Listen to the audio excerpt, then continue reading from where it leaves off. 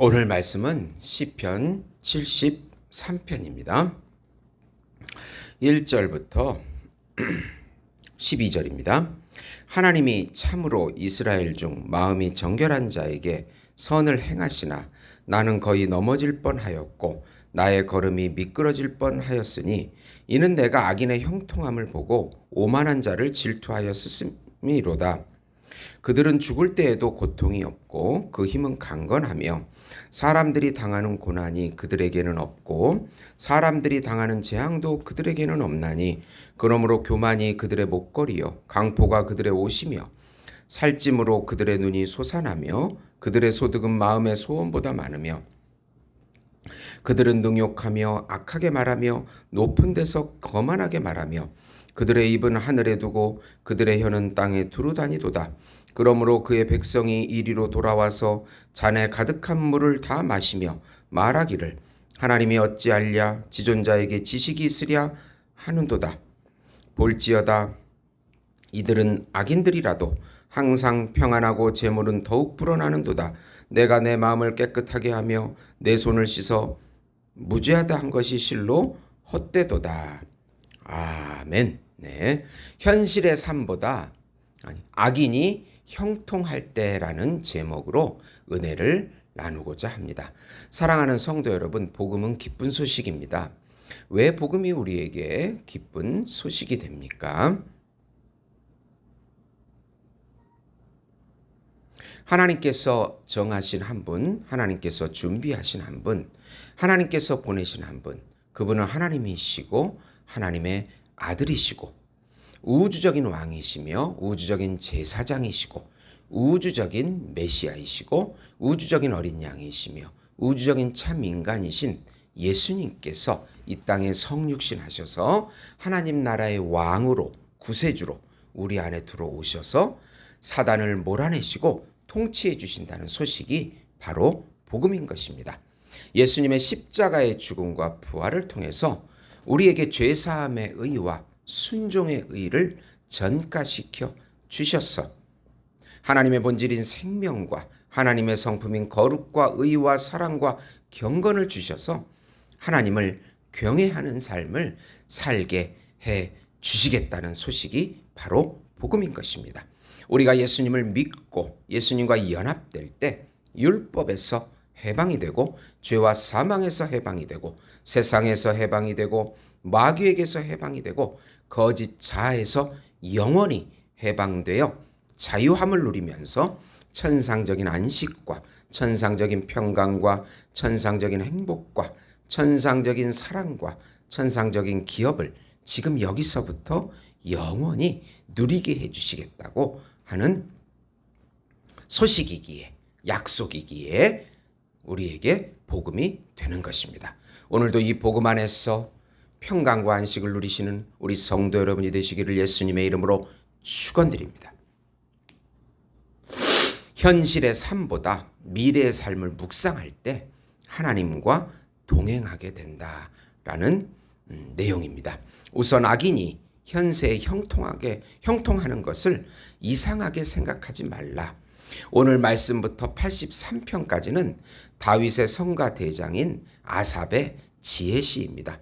아삽은 악인이 현세의 형통함을 보고 거의 실족할 뻔했다고 고백합니다. 요즘 매체를 통해서 이 사회가 일어나고 있는 수많은 타락하고 부조리한 현상들을 잘 듣고 보고 있습니다. 정말 이런 정도로 도저히 옛날에는 듣지도 보지도 못한 이런 일들이 지금 이 우리 한국 사회에서 일어나고 있다는 것은 우리가 얼마나 지금 하나님 앞에 타락해 있는 것을 또 그런 타락해 있다는 것을 보여주는 것입니다. 정말 이런 가운데서 하나님께서 우리들을 지켜주시고 있다는 것 자체가 은혜입니다. 아삽도 이런 문제들을 통해서 깊은 고민에 빠졌습니다. 악인이 죽을 때에는 고통도 없고 당하는 재앙도 없습니다. 그러나 교만하고 강포하고 소득은 차고 넘치고 남을 능욕하고 거만합니다. 마치 진리를 소유한 듯이 자기 삶을 전파하고 다닙니다. 그래서 사람들은 하나님에 대한 올바른 지식을 갖지 못합니다. 오히려 하나님의 섭리를 부인하고 하나님에 대한 회의론에 빠지게 됩니다. 그러니 아삽은 죄에 민감하게 살며 회개하는 삶이 헛되다고 말할 정도로 회의론에 빠집니다. 13절 보시면 내가 내 마음을 깨끗하게 하며 내 손을 씻어 무죄하게 한 것이 실로 헛되도다. 이런 생각은 우리도 항상 겪는 문제입니다. 열심히 주를 섬기면서 자신의 삶을 포기하고 살아도 악인의 형통을 보면 때로는 부럽기도 하고 하나님이 원망스럽기도 합니다. 칼빈은 현세보다 미래의 삶을 묵상해야 자기를 부인할 수 있고 제자의 삶을 살 수 있다고 말씀하고 있습니다. 두 번째로 악인과 의인의 비교의식에서 벗어나 성령의 자유함을 누리자. 아삽의 고민은 깊어만 갑니다. 자신은 왜 고난이 그리 많은지요. 매 순간 징책, 토카흐티라는 말인데 징책을 받는 자신을 볼 때 실망스럽다고 고백합니다. 14절 보시면 나는 종일 재앙을 당하며 아침마다 징벌을 받았도다. 하나님께서 자녀를 다루실 때는 고난 속에서 믿음을 단련하십니다. 정금 같은 믿음을 만들어내십니다. 하나님께서는 악인과 의인을 다루시는 방법이 다르다는 것을 우리가 깊이 인식해야 합니다. 하나님의 자녀용 새로운 피조물인 우리들에게는 악인과 같은 큰 죄가 아닌 작은 죄에도 마음이 괴롭게 하십니다. 점차로 예수님을 닮아가는 성화의 길을 가게 하십니다. 더욱더 예수님을 의지하는 사람이 성화의 길을 가게 됩니다. 아삽은 하나님의 공의를 의심하면서 자신이 고민하는 바를 형제들에게 말했다면 악행의 죄악을 지을 뻔했다고 고백합니다. 하나님의 공의에 대한 깊은 고민이 심한 고통까지 되었습니다. 악인은 하나님을 부인하고 하나님의 섭리와 심판을 믿지 않는 자들입니다. 반대로 의인은 하나님의 공의와 섭리, 심판을 믿고 살아가는 자녀들입니다. 하나님께서는 우리를 다루시는 방법이 다릅니다. 우리가 악인과의 비교의식에서 벗어날 때 성령님이 인도하시는 자유함을 맛보게 되는 것입니다. 세 번째로 하나님의 공의와 심판을 확신하고 하나님을 믿고 의지하라. 아삽은 드디어 성소에서 깊은 기도 가운데 환상을 보게 됩니다. 악인의 종말을 보게 됩니다. 한 번에 파멸로 들어가는 그것을 본 것입니다. 꿈을 꾸면 금방 깨듯이 현실의 꿈은 바로 깨어나 하나님의 심판이 참 현실임을 알게 되는 것입니다. 20절에 보시면 주여 사람이 깬 후에는 꿈을 무시함같이 주께서 깨신 후에는 우리의 형상을 멸시하시리이다. 그리고 자신의 무지함을 회개하고 하나님의 동행하심에 감사합니다. 오직 여호와 하나님만이 우리 반석이시요 영원한 분기십니다. 하나님을 가까이함이 참 복이기에 그 이름을 전파하겠다고 28절에 고백합니다. 하나님을 가까이함이 내게 복이라. 내가 주 여호와를 나의 피난처로 삼아 주의 모든 행적을 전파하리라 고 말씀합니다.